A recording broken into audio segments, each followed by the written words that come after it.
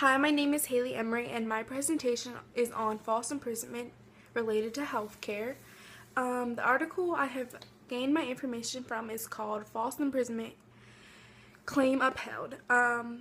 False imprisonment is when someone is forced to be somewhere that they do not want to be voluntarily, like when it's related to healthcare, like a facility, like a rehab, or detoxification, and they should have the right to sign themselves out, but they are not allowed. So, the case facts are that Joseph Smith is a person who filed against the hospital because his mother, who was in the hospital due to a car accident and had severe injuries, started like having psychological issues that I believe were from like being in the hospital so long and being upset. But she started gaining like disorders such as depression and anxiety. And in 2004, her medicine dosage began to increase rapidly, and because she wasn't getting any better, she was just getting worse. So that's when the hospital decided that she needed to be placed in a detoxification facility. After she was in the facility for a while, they placed her involuntarily into a lockdown facility. And the reasons were not stated, but I'm guessing it was due to the psychological disorders. Okay, and she had asked over and over again, Joseph, and everyone was asking her, can she just be released? Can she be released? This is hard on her, and the hospital was refusing it.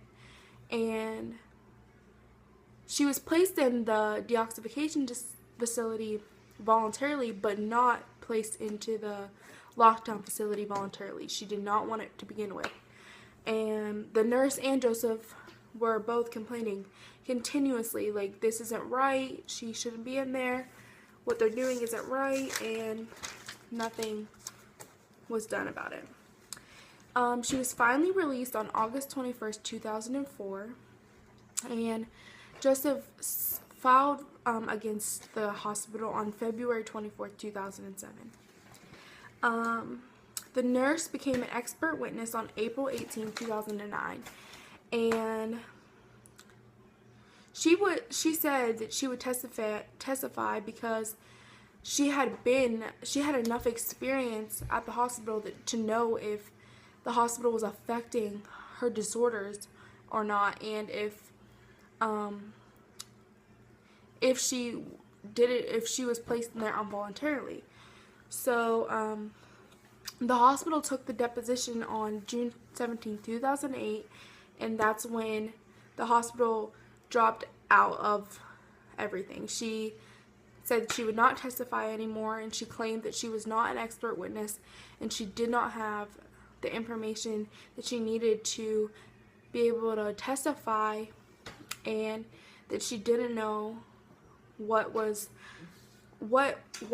the descendant was having these type of problems, and she said that she did not know that the hospital caused them, and she just dropped everything. But then she later stated that she often referred patients to detoxification centers and could tell if the patient's physiological symptoms intensified. And so then Joseph decided that he would attach a